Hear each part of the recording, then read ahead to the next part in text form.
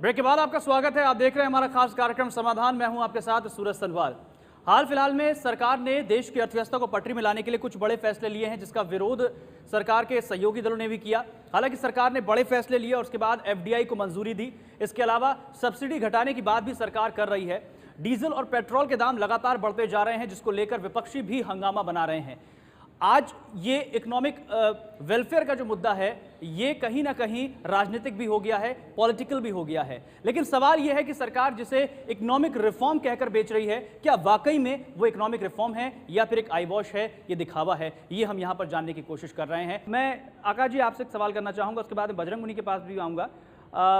हर economic decision जो सरकार लेती है, क्या हम उसको सिर्फ मार्केट से जोड़कर देखें? क्या जो सोशल वेलफेयर का एक सरकार का एक एम होता है, क्या उसको पूरी तरह से नजरअंदाज कर दिया जाए? I think it's the best question which has been asked today. मेरे हिसाब से सोशल वेलफेयर सबसे पहले होना चाहिए। देश बनता है समाज से, लोगों से। लोगों का हित सबसे पहले देखना चाहिए। आम आदमी, चाहे वो मिडिल क्लास हो, चाहे जो है वो हमारे बीपीएल मित्र हो, सबका हित देखा जाए। उसके बाद लेकिन उनका हित कैसे देखा जाए? सिर्फ नारेबाजी करके, विदेशी लूट लेते हैं, सरकार लूट लेती है, वो लूट लेता है, ये लूट लेता है, या एक लॉजिकल सोल्यूशन में पहुंच के? वो लॉजिकल सोल्यूशन है मार्केट ड्रिवन इकोनॉमिक्स।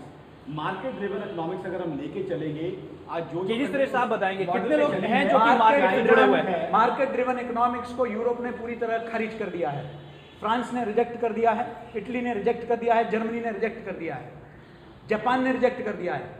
आज ये पूरी तरीके से एस्टेब्लिश हो गया कि अमेरिका में जो शुरू हुआ, अमेरिका का जो दिवालियापन है, उससे पूरे विश्व के सामने आज ये खुल के आ गया है कि मार्केट बेस्ड नहीं, बैंक बेस्ड इकोनॉमी जो है, जो हमारी हमेशा से रही है, सेविंग्स की एक परंपरा रही है। अगर हम रिसेशन से उभर के निकले तो वो इसलिए कि हमारी माँ और हमारी बहनें जो है घर में पैसे बचा के रखती हैं, और उसी वजह से, कोई सरकार की नीति की वजह से नहीं हम निकले, उभर पाए हैं क्योंकि हमारा एक सेविंग्स की संस्कार है, एक सेविंग्स की संस्कृति है। वहां सब कुछ उधारी का था। और मार्केटिंग आज सरकार की तरफ से कोशिश, आज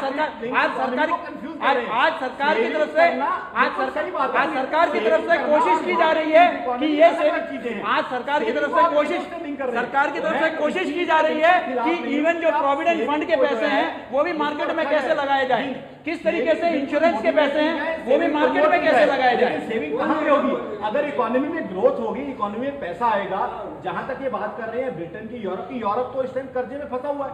यूरोप तो खुद वही ना, फ्रांस और जर्मनी इसीलिए तो रिजेक्ट किया है, इसीलिए तो रिजेक्ट किया है।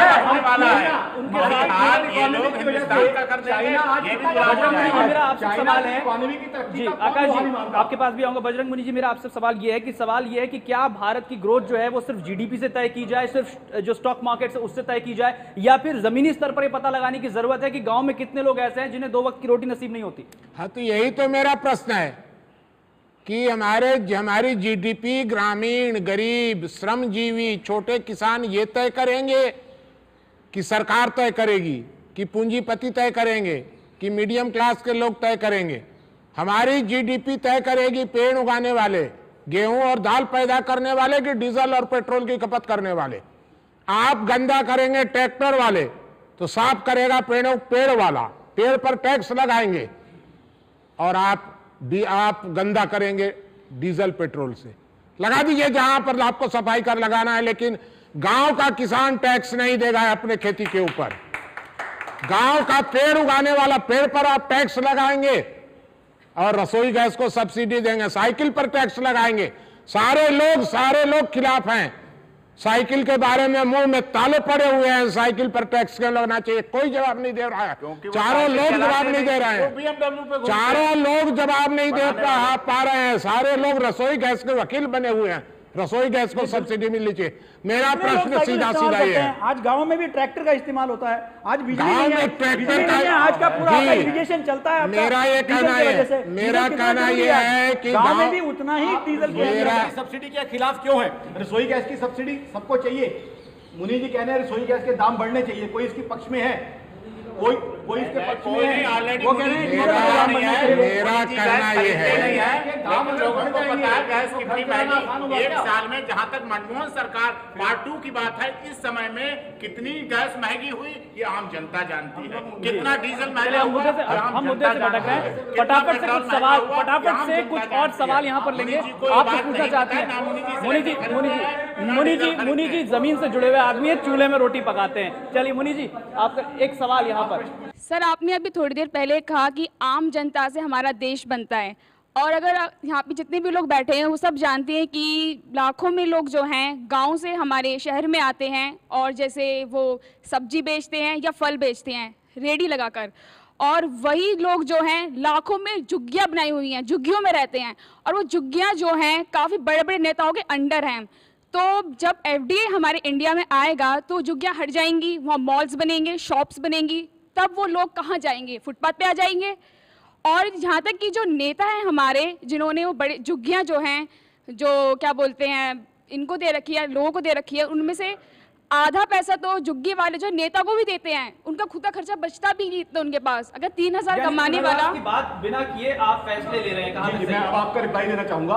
बड़ा अच्छा आपने प्रश्न पूछा है। सबसे पहले कि आम आदमी का विकास कैसे होगा, आम आदमी की ग्रोथ कैसे होगी। झुग्गी वाले जो हैं, मेरे हिसाब से अगर देश का सबसे इंपॉर्टेंट कॉन्स्टिट्यूट पूछें तो हमारे बीपीएल मित्र हैं, जो बेचारे झुग्गी झोपड़ी में रहने के लिए कंपेल्ड हैं। उनके पास रोटी, कपड़ा और मकान पहुंचना चाहिए, ये सबसे पहली प्राथमिकता होनी चाहिए।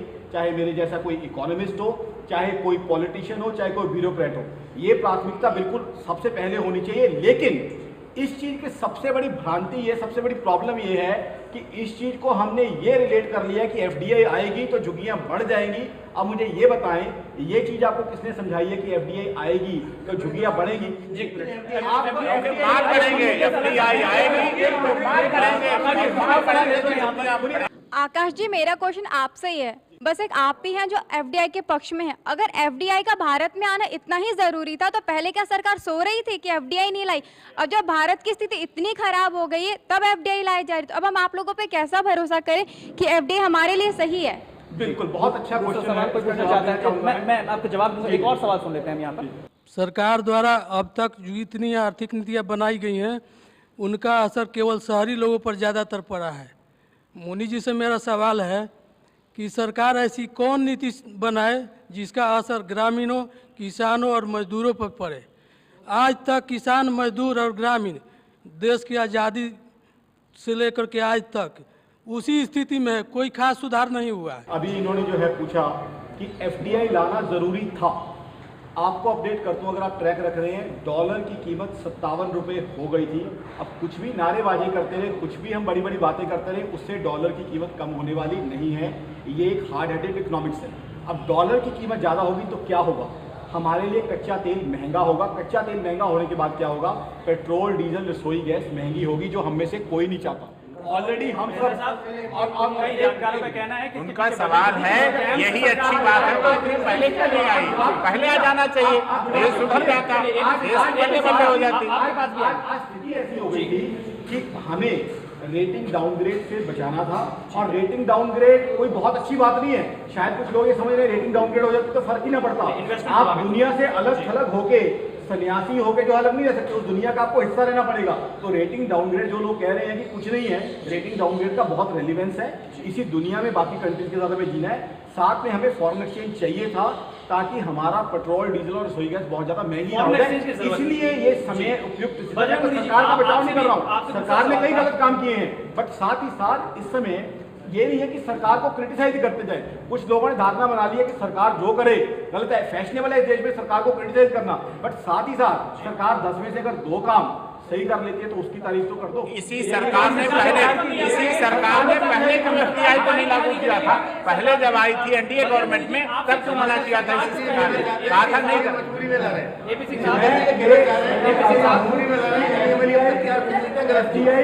एफडीआई लाना जो है हमारे लिए काफी के साथ रोक रहा हूं।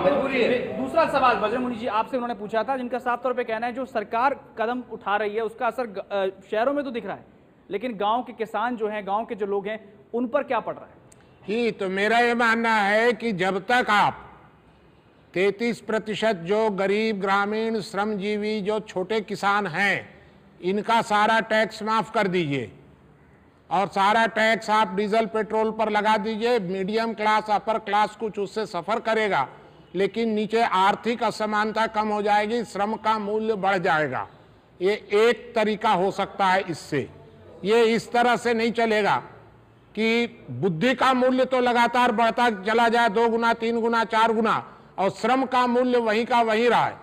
सन 47 के बाद आज तक श्रम का मूल्य नहीं बढ़ पाया। श्रम का मूल्य बढ़ा है ना, नरेगा जैसी योजना नहीं, श्रम का मूल्य नहीं बढ़ा है मुद्रास्फीति की तुलना में सन 47 से। तो आपको रिवैल्यूएशन, ये रिवैल्यूएशन हुआ है, अर्थात उस समय श्रम का मूल्य जितना था आज भी करीब करीब उतना ही है, थोड़ा सा बढ़ा है। और बुद्धि का मूल्य 20 गुना बढ़ गया। पैसे की क्षमता बहुत ज्यादा बढ़ गई, कई गुना, 84 गुना बढ़ी है। और श्रम का मूल्य कुल मिलाकर के 1.25 गुना हुआ है। गांव गरीब हो रहा है, गांव के लोग भागकर शहर की ओर आ रहे हैं। क्यों आ रहे हैं? गांव में उनके पास काम नहीं है लोगों के पास। क्यों? श्रम का मूल्य बढ़ने दीजिए, श्रम की मांग बढ़ने दीजिए। और जब तक डीजल, पेट्रोल, केरोसिन, कोयला और गैस इनका मूल्य नहीं बढ़ेगा, आवागमन जब तक महंगा नहीं होगा, तब तक श्रम का मूल्य नहीं बढ़ेगा। और एक बात और, अंतिम बात यह है कि आप एफडीआई को आने दीजिए, बड़े बड़े कंपनियों को आने दीजिए, आवागमन महंगा होने दीजिए, डीजल पेट्रोल का दाम बढ़ने दीजिए, बिजली का दाम बढ़ने दीजिए, बड़ी बड़ी कंपनियां फेल हो जाएंगी और गांव का किसान जिंदा हो जाएगा। सिर्फ जहर जो है आने दीजिए बाहर से और सब कुछ बढ़ने दीजिए, शहरों में बांट दीजिए और जहर खा खा के लोग शमशान घाट के रेट कम कर दीजिए। बस शमशान घाट के रेट कम कर दीजिए, सारे लोग जहर की पुड़िया खा खा के चले जाएंगे। बस ये कर दीजिए और सब कुछ बढ़ा दीजिए। वही बात हुई, हमारे गांव में कहावत है कि चूहे को मारने के लिए घर को जलाने वाली बात। अब घर को जला दीजिए, चूहा मर जाएगा। ये इस तरह की बात की जा रही है। चलिए कुछ और सवाल यहाँ पर ले लेते हैं। एक सवाल आपके पास भी आएंगे। एफडीआई को लेकर हम वॉलमार्ट जैसी कंपनी की बात करें तो उसका दुनिया के बहुत सारे देशों में उसको लेकर के लोगों का एक्सपीरियंस क्या रहा है, सुरेश जी आपसे मैं जानना चाहूंगा। और मुनि जी से ये जानना चाहूंगा कि जो आकाश जी की जो ये समस्या है कि वो डॉलर से घबराए हुए हैं, वो कहां तक जायज है? ये दोनों सवाल मेरे दोनों लोगों से। थाईलैंड का 65% रिटेल खत्म हो गया है। अमेरिका में ऐसे कई स्टेट्स हैं जिन्होंने वॉलमार्ट को पूरी तरीके से अलाउ करना बंद कर दिया। अमेरिका के स्टेट्स, उन्होंने कह दिया वॉलमार्ट नहीं आएगा। वॉलमार्ट के आने के बाद जो है वहां के सभी दुकानें, जिसको मॉम एंड पॉप शॉप्स कहते थे, वो बंद हो गए हैं। ये नतीजा है। ये जो लिबरलाइजेशन की बात कर रहे हैं, जिसके वजह से आप कह रहे हैं आपको कंज्यूमर को चॉइस मिलेगा, ये पूरा आगे चलकर होता है कार्टेलाइजेशन। पहले कुछ वॉलमार्ट आएगा, 4 लोग आएंगे, फिर ये छोटे छोटे जितने भी चेन हैं उसको ये खरीद लेते हैं। अल्टीमेटली ये डिसाइड करेंगे कि बाजार में लोग क्या खरीदेंगे। आज आपको छोटे किराने की दुकान में खुली चीज भी मिल सकती है, 5 रुपए की भी मिल सकती है, 10 रुपए की मिल सकती है। ऐसी छोटी छोटी कंपनियां बिल्कुल बंद हो जाएंगी। जिनसे सबसे ज्यादा कमीशन मिलेगा उन्हीं का माल रखा जाएगा स्टोर में। तो आपका चॉइस जो है, जो तथाकथित आपको जो चॉइस दिया जा रहा है कि आपको यहां चॉइस मिलेगा, ये चॉइस का फैसला जो है ये वॉलमार्ट तय करेगी कि आप इन 5 में से कोई भी लेंगे। आज आप किराने की दुकान में जाके कह सकते हैं ये मिलेगा क्या, ये मुझे चाहिए, ये मंगवा दो। आज आप किराने की दुकान में जाके बोल सकते हैं कि मेरे नाम पर चढ़ा देना, मैं 1 महीने बाद दूंगा, 2 महीने बाद दूंगा। आज ज्यादातर दुकानों में खाते बने हुए हैं, लेकिन ये सब वॉलमार्ट के रहते हुए नहीं होगा।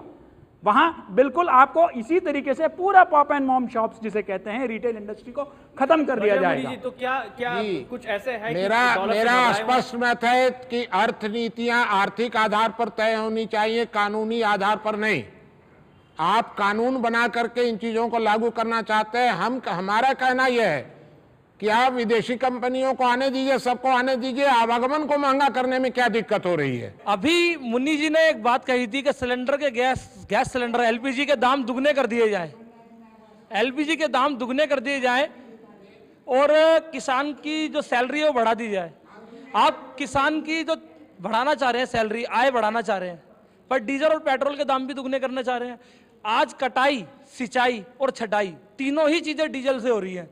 अगर आप वहां बढ़ा देंगे तो वहां डीजल भी तो बढ़ रहा है। जैसे साइकिल के दाम बढ़ रहे हैं, मैंने पेट्रोल वो- सीधे मैंने चल के दूसरी जाके बात- शहरी नीति की बात करिए, शहरी नीति यहाँ भी तो कीमत अपनाई जा लागत रही है। लगती है वो बढ़ जाएगी, मैंने लेकिन उसका दूसरी MSP बात बढ़ेगा नहीं, कही बढ़ेगा, है। एक सवाल है। उनका देखिए- कहना कटाई छटाई और ढुलाई। सुन लिया भाई, मैंने उनका सब कुछ प्रश्न उससे सुन होता लिया, मैंने उनका प्रश्न सुन लिया।